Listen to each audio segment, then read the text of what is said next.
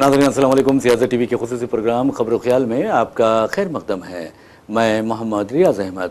नाज़रीन, आप अच्छी तरह जानते हैं कि हम अपने हर प्रोग्राम का आगाज़, चाहे ब्रेकिंग न्यूज़ हो, फिर ये ख़ास खबरें हो, या फिर आप देखेंगे कि खबर ख्याल हो, उसका आगाज़ प्यारे नबी सल्लल्लाहु अलैहि वसल्लम की हदीस मुबारक से करते हैं। और आप ये भी अच्छी तरह जानते हैं कि रोज़नामा सियासत हर रोज़ अपने सफ़े आखिर पर या अंदरूनी सफ़ात पर एक हदीस मुबारक ज़रूर शाये करता है, ताकि आवाम को सहूलत हो सके और उनकी रहनुमाई हो सके।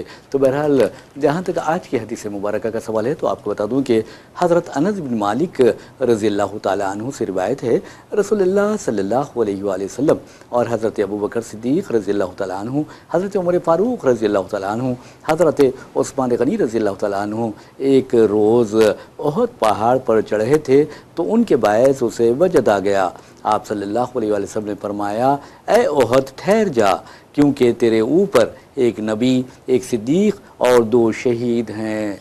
तो आपने देखा कि प्यारे नबी सल्लल्लाहु अलैहि वसल्लम अपने सहाबा की जो आप यानी फ़जीलत है वो ओहद पहाड़ से भी बयान करते हैं। तो अब अंदाज़ा कीजिए कि नाज़रीन किस तरह सहाबा की ज़िंदगियाँ गुज़री हैं और सहाबा की जो मुबारक ज़िंदगियाँ थी और उससे सारी दुनिया में एक इनकलाब बरपा हुआ है। और प्यारे नबी सल्लल्लाहु अलैहि वसल्लम की सुन्नत को सहाबा रज़ी अल्लाह तआला अन्हुम अजमईन ने सारी दुनिया तक फैलाया। और आपके जिसका अंदाज़ा इस बात से लगाया जा सकता है कि हज़रत उमर फ़ारूक रज़ी अल्लाह तआला अन्हु के दौर खिलाफत में जो इस्लामी हुकूमत थी वो तकरीबन 23 लाख यानी मुरब्बा किलोमीटर तक फैल चुकी थी। तो बहरहाल नाज़रीन, खबरों की तरफ चलते हैं और आपको बताते हैं कि किस तरह के हालात हिंदुस्तान में हैं। और हिंदुस्तान में इस वक्त ऐसा लगता है कि अब जिंजी उठने वाले हैं, यानी कॉकरोच उठने वाले हैं और हुकूमत की ईंट से ईंट बजा देंगे। आप ये भी अच्छी तरह जानते हैं कि मोदी हुकूमत पर बार बार ये इल्ज़ाम आयद किया जा रहा है कि मोदी हुकूमत अहम जो मसाइल है,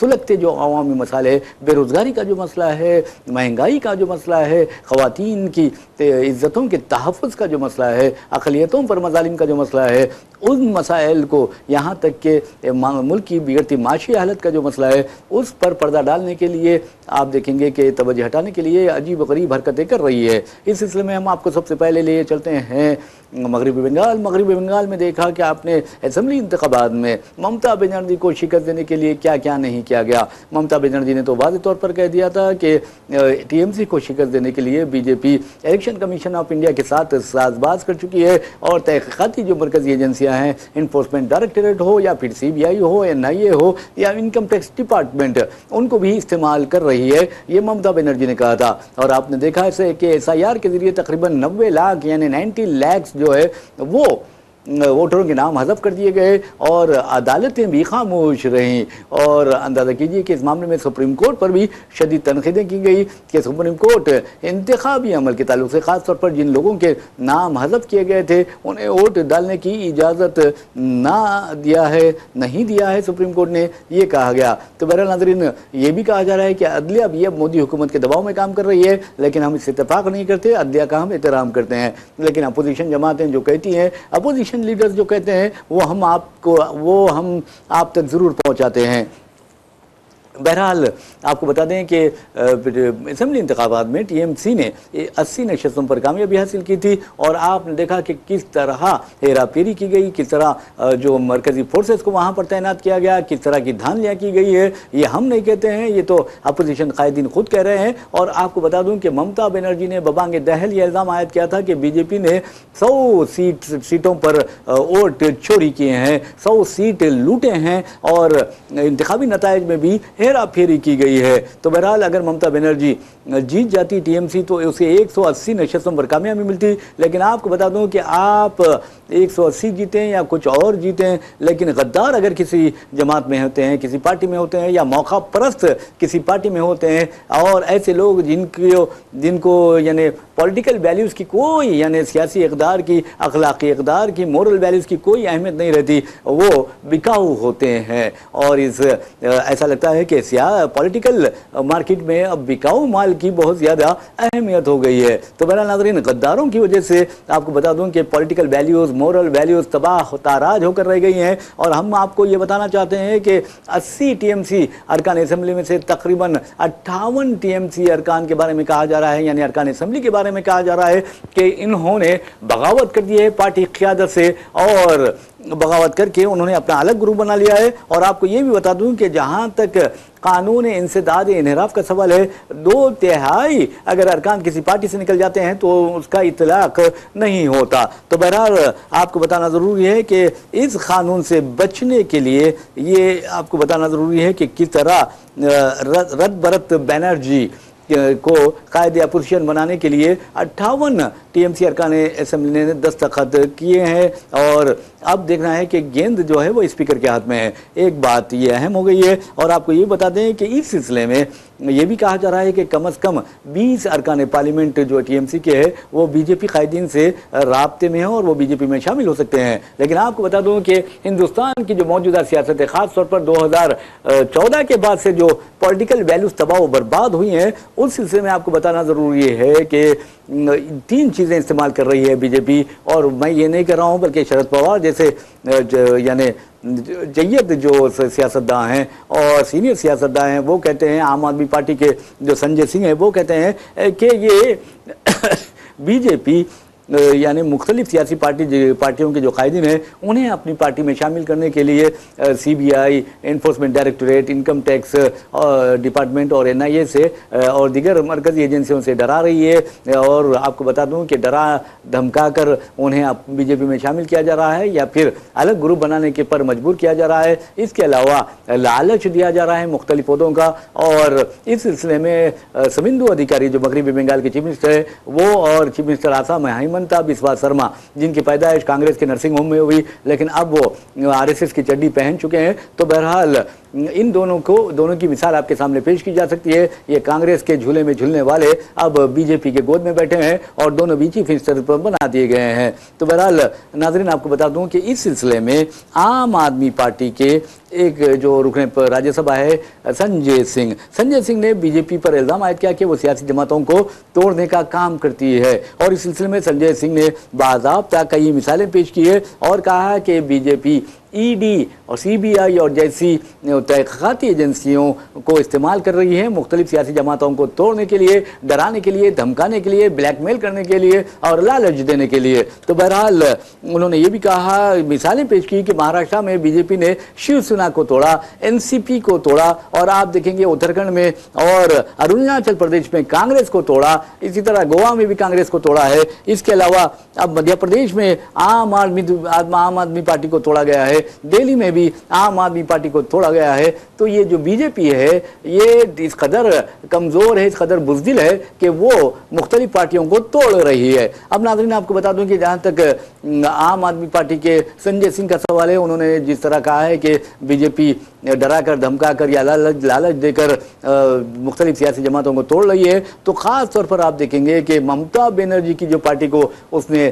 توڑنے کا سلسلہ شروع کیا ہے. 29 ارکان پارلیمنٹ ممتا بنرجی کی پارٹی کے ہیں, اور ایسے میں اگر 20 ارکان پارلیمنٹ بی جے پی میں چلے جاتے ہیں تو یہ بہت بڑا جھٹکا ہوگا ہندوستان کی جمہوریت کے لیے اور ہندوستان میں سیاسی اقدار کے لیے. اور اسے میں ناظرین آپ کو بتا دوں کہ پہلے سے ہی بی جے پی جس نے 2024 کے عام انتخابات میں صرف 240 نشستوں پر کامیابی حاصل کی تھی, اسے مجبوراً نتیش کمار اور کی جے ڈی یو اور چندرا بابو نائیڈو کی تلگو دیشم سے تائید و حمایت حاصل کرنی پڑی تھی. اب حال یہ ہو گیا ہے کہ 20 ارکان پارلیمنٹ اگر اس میں جاتے ہیں تو پھر بی جے پی اور مستحکم ہوگی. 240 کے بجائے آپ نے دیکھا کہ ویسے تو جادوئی عدد جو 272 ہوتا ہے, اور بی جے پی نے یہ جادوئی عدد چندرا بابو نائیڈو اور نتیش کمار کی مدد سے حاصل کر لیا ہے. لیکن یہ نتیش کمار اور چندرا بابو نائیڈو اب پچھتانے لگیں گے کہ جب ممتا بنرجی کے 20 ارکان پارلیمنٹ بی جے پی میں شامل ہو جائیں گے. تو بہرحال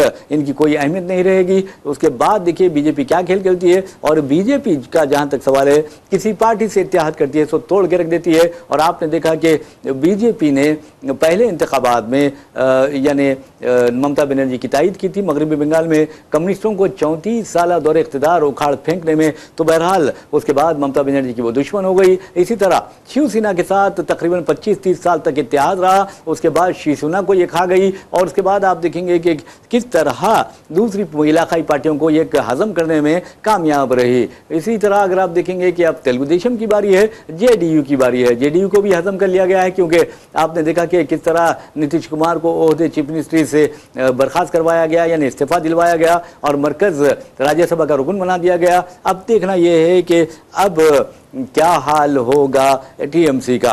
तो बहरहाल नाज़रीन 29 अरकान पार्लियामेंट में आप देखेंगे मगरबी बंगाल से 29 टीएमसी के अरकान पार्लियामेंट, 12 बीजेपी के अरकान पार्लियामेंट और एक इंडियन नेशनल कांग्रेस का रुकन पार्लियामेंट है। और एक अहम बात है, फरहाद हकीम, आपको बता दूं कि ये कोलकाता के मेयर हैं और बहुत करीबी ताल्लुक़ रखते हैं, बाएतमाद रफ़ीक समझे जाते हैं ममता बनर्जी के। उन्होंने भी, उनके बारे में ये खबर आ रही है कि उन्होंने भी इस्तीफ़ा दे दिया है, लेकिन उन्होंने से इस्तीफा देने से पहले ममता बनर्जी से मुलाकात की और उनसे इजाज़त ली। लेकिन जहां तक 58 अरकान असेंबली का सवाल है, आप देखेंगे कि उसमें कई मुस्लिम अरकान असेंबली भी शामिल हैं। तो बहरहाल मैं समझता हूं कि कम अज़ कम मुस्लिम जो अरकान असेंबली है उन्हें गद्दारी नहीं करनी चाहिए, उन्हें ये बताना चाहिए कि हम गद्दार नहीं होते। जिस तरह कांग्रेस में गद्दार पाए जाते हैं, टीएमसी में गद्दार पाए जाते हैं, और अगर वज़ीर आज़म समझते हैं कि उनका ये इक़्तिदार हमेशा रहने वाला है तो ये उनकी गलत खाम ख्याली है। क्योंकि राहुल गांधी ने वाज़ेह तौर पर वज़ीर आज़म नरेंद्र मोदी को इंतबाह दिया है कि मोदी जी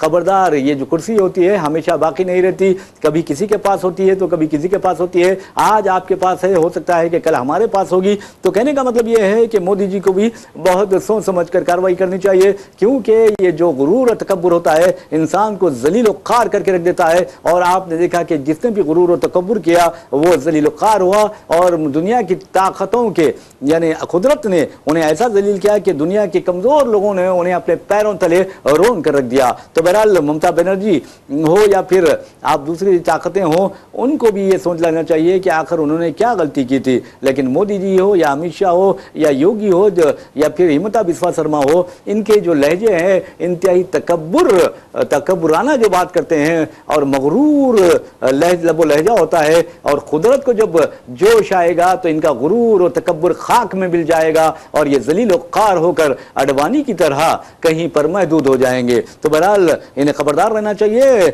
इस तरह के हालात से। नाज़रीन, हम आपको बता दें कि एक और खबर की जानिब लिए चलते हैं। उस खबर का ताल्लुक आपको बताना जरूरी है कि रियासत तेलंगाना में मंशियात के खिलाफ बड़े पैमाने पर कार्रवाई जारी है और रेवंत रेड्डी हुकूमत ने वादे कर दिया है कि नौजवान नस्ल को मंशियात की लत में मुब्तला जो लोग कर रहे हैं उनके खिलाफ सख्त कार्रवाई की जाएगी। तो बहरहाल नाज़रीन, तेलंगाना ईगल जो टास्क फोर्स है उसने इंटरनेशनल लेवल का ड्रग रैकेट यानी को बेनकाब किया है, और इस सिलसिले में आपको बता दूं कि कम से कम 12 करोड़ रुपए का गांजा या मंशियात जब्त किए गए हैं। मुलजिमीन दरअसल थाईलैंड से गांजा हैदराबाद स्मगल किया करते थे। वैसे भी नाज़रीन, हाइड्रोपोनिक जो गांजा है वो ये यानी मुंतकिल किया जा रहा था, उसकी स्मगलिंग की जा रही थी। 12 करोड़ का गांजा कोई मामूली बात नहीं है। तो इस सिलसिले में पुलिस ने 6 अफराद को गिरफ्तार कर लिया है, जिसमें कलीदी मुलजिम संदीप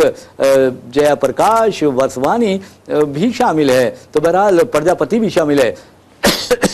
तो बहरहाल पुलिस ने आज खास तौर पर खुसूसी प्रेस कॉन्फ्रेंस का एहतमाम किया और प्रेस कॉन्फ्रेंस का एहतमाम करते हुए ये बात बताई है। नाज़रीन, एक और खबर की जानिब चलते हैं। उस खबर का ताल्लुक आपको बता दूं कि कल जिस तरह आपने देखा कि मालविया नगर दिल्ली में एक रेस्टोरेंट है जिसका नाम है hotel flourish stay.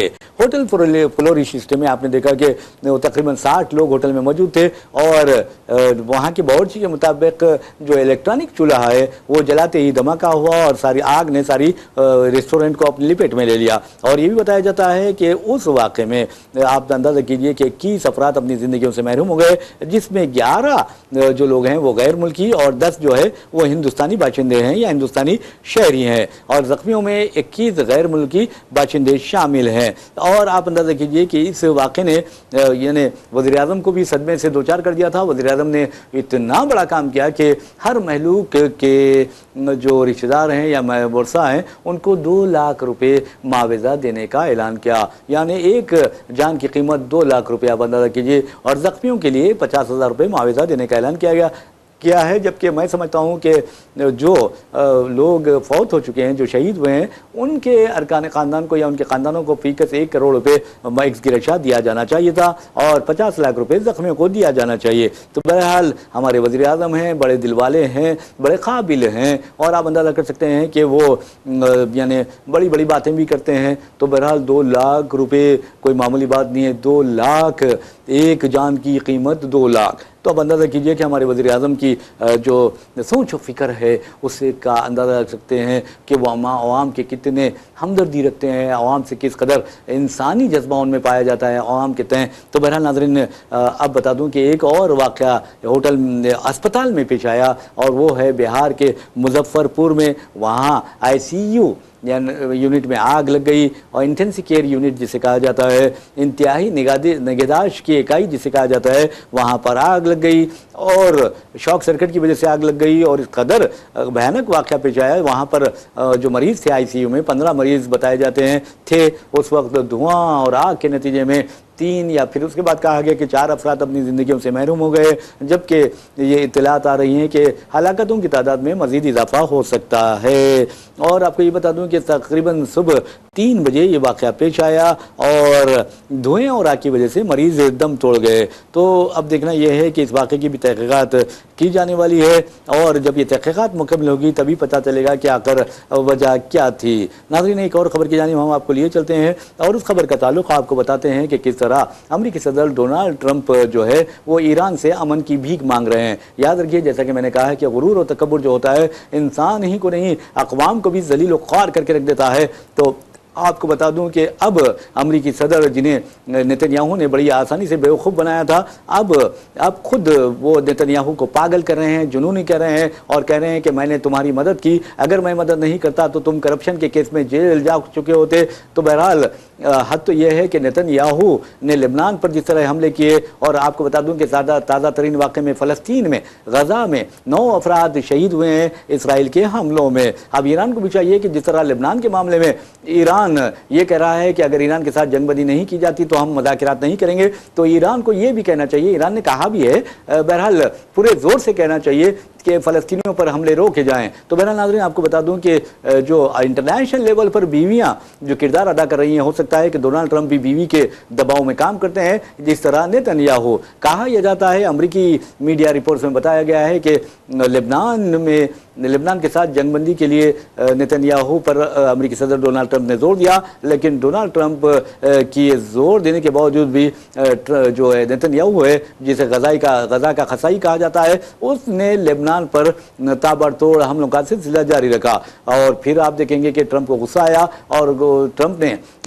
Nitin Yahoo سے ربط پیدا کرنے کے بجائے ان کے بیوی سے کہا کہ اگر یہ جنگ بندی نہیں کرتا لبنان کے ساتھ تو پھر سمجھو یہ جیل جائے گا، اور تمہارا جو بیٹا ہے یائر اس کا نام ہے، وہ امریکہ سے اسے بے دخل کر دیا جائے گا، اور امریکہ میں نتن یاہو فیملی کے جو اساتذات ہیں اسے منجمد کر دیا جائے گا۔ جیسے ہی یہ خاتون نے یہ دھمکیاں سنی ٹرمپ کے ساتھ، وہ اپنے شوہر پر چلانے لگی، یعنی جو غزہ کا خسائی ہے اس پر چلانے لگی، اور پھر وہ غزہ کا خسائی بیوی سے ڈر گیا اور اس نے لبنان کے ساتھ جنگ بندی کر دی۔ تو بیوی سے ڈر کر جنگ بندی کرنے کا یہ واقعہ آپ کو بتا دوں کہ بالکل تازہ ہے، نیا ہے۔ تو بہرحال ناظرین آپ کو بتا دوں کہ ایران کے سامنے اب امریکہ امن کی بھیک مانگ رہا ہے، ایسا لگتا ہے۔ اور اب تو یہ امریکی میڈیا کے حوالے سے یہ خبر بھی آ گئی ہے کہ اب ایران کے خلاف جنگی کارروائی نہیں کروں گا اور نہ ہی جنگ لڑوں گا، اور جب تک کہ اگر ایران امریکی سپاہیوں کو نشانہ بناتا ہے تو تبھی ایران پر حملہ کریں گے، ورنہ ہم ایران کے ساتھ حملہ نہیں کریں گے، ایران کے خلاف جنگ نہیں کریں گے۔ ڈونلڈ ٹرمپ نے یہ بات کہی ہے۔ اور اس کے علاوہ بھی بتا دوں کہ امریکی کانگریس نے اب یہ حال کر دیا ہے ڈونلڈ ٹرمپ کا کہ امریکی کانگریس کی مرضی کے بغیر ڈونلڈ ٹرمپ ایران پر حملہ نہیں کروا سکتے۔ امریکی میڈیا کے مطابق ایران جنگ کے حوالے سے صدر ڈونلڈ ٹرمپ کے اختیارات جو ہیں، پاورز جو ہیں، وہ محدود کر دیے گئے ہیں، اور اس سلسلے میں ایک قرارداد بھی پیش کی گئی، اور یہ قرارداد ڈیموکریٹس نے پیش کی تھی۔ اور آپ کو بتا دوں کہ قرارداد جو ڈونلڈ ٹرمپ کے خلاف پیش کی گئی، وہ اس قرارداد کے حق میں 215 اور مخالفت میں 208 ووٹ پڑے ہیں، اور 4 ریپبلکنز جو ڈونلڈ ٹرمپ کی پارٹی کے، انہوں نے بھی ڈیموکریٹس کا ساتھ دیا۔ اس طرح اب دیکھیں گے کہ ڈونلڈ ٹرمپ ذلیل ہو گئے۔ تو بہرحال امریکہ اب ایران کے خلاف دوبارہ جنگ نہیں کرے گا، یہ بیان ہے میڈیا کے حوالے سے ٹرمپ کا، اور ٹرمپ میڈیا رپورٹ میں بتایا کہ ٹرمپ نے مشیروں کو یہ آگاہ کر دیا ہے۔ امریکی اخبار کا یہ دعویٰ ہے جب تک ایران کی جانب سے امریکی فوجیوں کو نشانہ نہیں بنایا جاتا تب تک دوبارہ جنگ نہیں ہوگی۔ ویسے بھی ناظرین آپ کو بتا دوں کہ رپورٹ کے مطابق ٹرمپ انتظامیہ سفارتی حل کو قابل ترجیح سمجھتا ہے اور جنگ کو مزید پھیلانا نہیں چاہتا، اور ایران نے بھی کہہ دیا ہے کہ ہم ہر چیز کا مقابلہ کرنے کے لیے تیار ہے، دنیا کی کوئی بھی طاقت ہو، کیونکہ ہمارے پاس کربلا کا ماڈل ہے۔ تو بہرحال ناظرین آپ کو بتا دوں کہ جہاں تک دوسری جانب آپ کو بتا دیں کہ امریکی ثالثی میں اسرائیل اور لبنان جنگ بندی پر متفق ہو گئے ہیں۔ تو بہرحال ناظرین آپ کو بتا دوں کہ ٹرمپ نے یعنی نیتن یاہو کی بیوی کو یہ تیقن دیا کہ اگر تمہارا شوہر اسرائیل کے انتخابات میں شکست سے دوچار ہو جاتا ہے تو ہم اسے امریکہ میں پناہ دیں گے۔ تو بہرحال آپ دیکھیں گے کہ پناہ دیں گے یا اس کا قتل ہو جائے گا، یہ بھی ایک اہم بات ہے، کیونکہ اسرائیل میں اس سے پہلے سابق صدر کے ساتھ ایسا ہو چکا ہے۔ تو بہرحال ناظرین یہ خبر بہت اہم ہے، لیکن ایک بات بتا دوں، جیسا کہ آج 9 جو فلسطینی شہید ہوئے ہیں، اور 7 اکتوبر 2023 سے لے کر آج کی تاریخ تک اگر دیکھا جائے تو ایران یعنی اسرائیل نے جس درندگی کا مظاہرہ فلسطینیوں کے ساتھ کیا، سارے غزہ کو قبرستان میں تبدیل کر دیا۔ اب تو اس نے حکم بھی دیا ہے کہ 70% غزہ پر قبضہ کر لیا جائے، جیسے یہ اس کے باپ کی جاگیر ہو۔ تو بہرحال ناظرین یہ جو چیزیں ہیں، کل ہی آپ دیکھیں یا 2 دن پہلے ٹرمپ نے کہا تھا کہ اسرائیل جو ساری دنیا میں ایک کا وہ تنہا ہو گیا ہے اور لوگ اسرائیل اور نیتن یاہو سے نفرت کر رہے ہیں، یہ ٹرمپ نے کہا تھا۔ تو اللہ تعالیٰ جو بھی کرتا ہے، قدرت جو بھی کرتی ہے بہتر کرتی ہے، یہ خود آپ دیکھیں گے کہ اپنی موت آپ مر جائے گا، یہ کہا جا رہا ہے۔ تو کہنے کا مطلب یہ ہے کہ آپ انسانیت کا احترام کرنا چاہیے، آپ کو انسانیت کی بقا کے لیے لڑنا چاہیے، انسانیت کو تباہ و برباد کرنے کے لیے نہیں لڑنا چاہیے۔ آپ اندازہ کیجئے کہ 7 اکتوبر 2023 سے لے کر آج کی تاریخ تک تقریباً 89,000 جو ہے یعنی 90,000 کے قریب فلسطینیوں نے جام شہادت نوش کیا، جس میں خواتین اور بچوں کی اکثریت ہے۔ تو یہ کیا انسانیت ہوتی ہے؟ آپ خواتین کا قتل کر رہے ہیں، بچوں کا قتل کر رہے ہیں، تم انسان ہو؟ یہ سوچنے والی بات ہے۔ آپ کو بتا دوں کہ اب ڈونلڈ ٹرمپ کی عقل شاید ٹھکانے آئے کہ اس نے اس کو پاگل کہا ہے، یعنی نیتن یاہو کو پاگل کہا ہے، اور میں سمجھتا ہوں کہ پاگل سے بڑھ کر بھی اور کچھ الفاظ ہوتے تو وہ بھی استعمال کرنا چاہیے۔ ناظرین آپ کو بتاتے ہیں نیٹ کے بارے میں ہم بات کریں گے۔ نیٹ آپ دیکھیں گے کہ کس طرح نیٹ کا انعقاد عمل میں لایا گیا۔ این ٹی اے پوری طرح ناکام رہا بہتر انداز میں نیٹ امتحان منعقد کروانے میں، اور پیپر لیک ہو گیا۔ اس کے بعد آپ دیکھیں گے کہ اس کا خمیازہ لاکھوں بچوں کو بھگتنا پڑا، جن بچوں نے اچھے ایگزامز دیے تھے اور انہیں امید تھی کہ انہیں برابر فری سیٹ مل جائے گی MBBS، ان میں مایوسی پھیل گئی، اور مدھیہ پردیش کی ایک رہنے والی آکانکشا جو کسان کی بیٹی ہے، اس نے خودکشی کر لی۔ یقین مانو یہ ایسی دردناک اسٹوری ہے۔ اس نے اپنے خودکشی نوٹ میں واضح طور پر لکھا اب اس کے پاس پھر سے نیٹ امتحان دینے کی ہمت نہیں ہے۔ آپ اندازہ کیجئے کہ اس کا باپ کسان ہے، اور راہل گاندھی کے مطابق اس کے باپ نے کسان کریڈٹ کارڈ سے 3 لاکھ روپے قرض لیا اور اپنی بیٹی کو کوچنگ دلائی نیٹ کی۔ اب وہ بچی نے محنت کی، ایگزام بھی لکھا، لیکن آپ دیکھیں گے کہ کچھ عہدیداروں کی، کچھ یعنی لالچی لوگوں کی غلطی کی وجہ سے لاکھوں بچے متاثر ہو گئے، اور پھر نیٹ منسوخ کر دیا گیا۔ اب 21 جون کو جو نیٹ منعقد ہونے والا ہے اس بارے میں بھی خبر آئی ہے کہ پیپر لیک ہو گیا ہے۔ NTA پریشان ہے، اور ایسا لگتا ہے کہ 6 جون سے پہلے ہی وزیر تعلیم دھرمیندر پردھان اپنا استعفیٰ مودی جی کو حوالے کر دیں گے۔ کیوں کریں گے؟ جھنگوروں نے تباہی مچا دی ہے۔ اب جھنگوروں سے बहुत परेशान हैं। वज़ीर आज़म नरेंद्र मोदी, अमित शाह और धर्मेंद्र प्रधान, बीजेपी, आरएसएस तमाम के तमाम झुंगरों से बहुत ज़्यादा परेशान है। सबसे ज़्यादा परेशान तो मैं समझता हूँ कि गोदी मीडिया है। और मैं झिंगरों की जो बात कर रहा हूँ नाजरीन, ये झिंगर दरअसल जिंजी हैं, ये नौजवान हैं, मुल्क का नौजवान है, ये तालिब इल्म है, ये तलबा हैं। और आपको बता दूँ कि इन तलबा ने जो पार्टी कायम की है कॉकरोच जनता पार्टी, उसका ज़बरदस्त 6 जून को एहतजाज होने वाला है दिल्ली में। और इस सिलसिले में कॉकरोच जनता पार्टी की पहली प्रेस कॉन्फ्रेंस भी हुई है और उस प्रेस कॉन्फ्रेंस के दौरान नौजवानों ने धर्मेंद्र प्रधान से इस्तीफा मांगा है और कहा कि अगर ये शख्स इस्तीफा नहीं देगा, अपनी कुर्सी पर चिमटे रहेगा, तो फिर हम इसे ज़बरदस्ती इस्तीफा देने पर मजबूर करेंगे और एहतजाजी मुजाहरा किया जाएगा। और इस कॉकरोच जनता पार्टी ने नौजवानों से अपील की है कि आप बिला लिहाज सियासी वाबस्तगी हमारे एहतजाजी धरना में शिरकत कीजिए। अब सवाल ये पैदा होता है कि ये इन झुंगरों के साथ मोदी हुकूमत क्या करती है। तो बहरहाल राहुल गांधी ने वज़ीर आज़म नरेंद्र मोदी को ज़बरदस्त इंतबाह दिया है, कहा कि मोदी जी, ये इख्तिदार की जो सीट होती है या कुर्सी होती है वो हमेशा रहने वाली नहीं होती है, वो बदलती रहती है। ये बात राहुल गांधी ने कही है, लेकिन क्या मोदी जी ये मानेंगे? एक अहम सवाल है। उन्होंने ये भी कहा कि मोदी जी, आपने 12 वर्षों में तालीमी निज़ाम को जिस हद तक बर्बाद किया, उसकी कीमत नौजवान नस्ल को अदा करनी पड़ रही है, ये राहुल गांधी ने कहा है। और आपको ये बता दूं कि आकांक्षा मोदी का राहुल गांधी का कहना है कि आकांक्षा डॉक्टर बनकर लोगों की खिदमत करने का ख्वाब देख रही थी, लेकिन आपके सड़े गले सिस्टम ने उस लड़की के ख्वाब को चिकनाचूर कर दिया है। तो बहरहाल यानी आप अंदाज़ा कीजिए कि एक बाप वो जो किसान है और फिर बेटी को पढ़ाने के लिए वो किसान क्रेडिट कार्ड से